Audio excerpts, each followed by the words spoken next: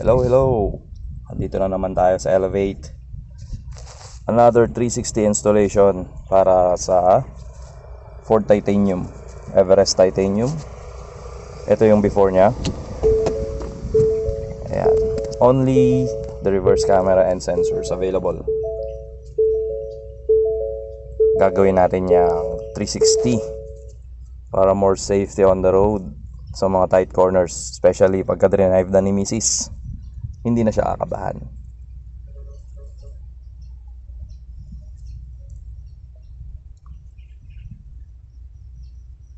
We'll show you the after installation nito.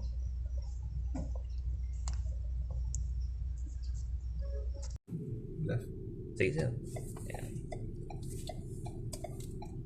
Natapos na natin ang 360 ni sir. Ayan. As usual, working good condition. Ayan. 3D view pagka nag-turn signal siya. So kitang kita yung paligid.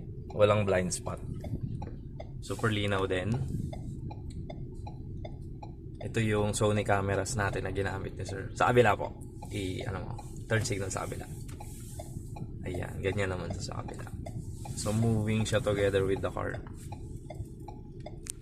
Bawat button. Kaya natin reverse brake. Sige.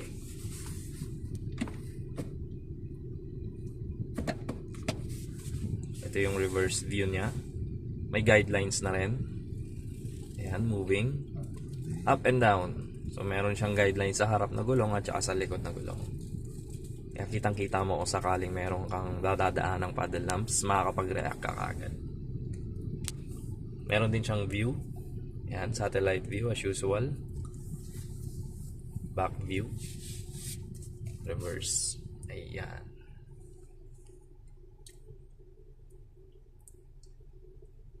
Try mo sir, yung... Okay. Sige sir, speed up. Ayan. Sige sir, try mo mag-turn signal. Yun. So ayan po ang blind spot niya. Blind spot feature. So at speed, pag ikaw ay nag-turn signal, kitang-kita mo yung nasa likuran mo. Kamote man yan or sasakyan, kitang-kita. Sa kabila po. Right side, tama. Ayan sa right side niya. Ayan. So safe na safe ka kapag ka gusto mong mag-merge. Ayos, ang ganda. Okay, U-turn. U-turn na lang. Sige sir, U-turn ka.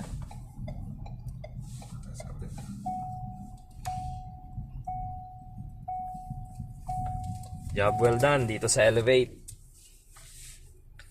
Kaya kuha na kayo ng sa inyo. Yeah, ganda. Alam ko nang hindi ako tatama sa ano. Kaya nga eh. Okay na sir. Okay na. Oo. Aside po sa 360, nagpadagdag si sir ng ambient light upgrade.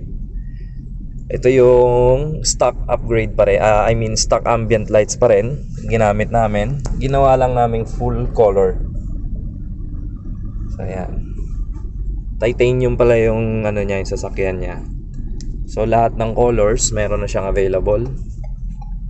Ayan. May ice blue. Mag-override yung natin. Inangat na nila. Sige, dito tayo. Mag-park na tayo. Sige.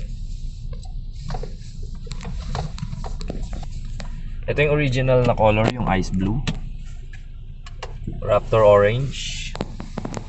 And good, working siya. Pati dito sa center console yan, working din. Yung blue, normal blue na color. Red. Then the green, dark blue, and finally the purple. Ayan. All stock po, all original yung ginamit. Pinalitan lang natin ng harness and LED para ma-accommodate niya yung new feature ng ating radio Sync 4 para makapamili ka ng iba't ibang kulay. Inquire lang po dito lang sa Elevate.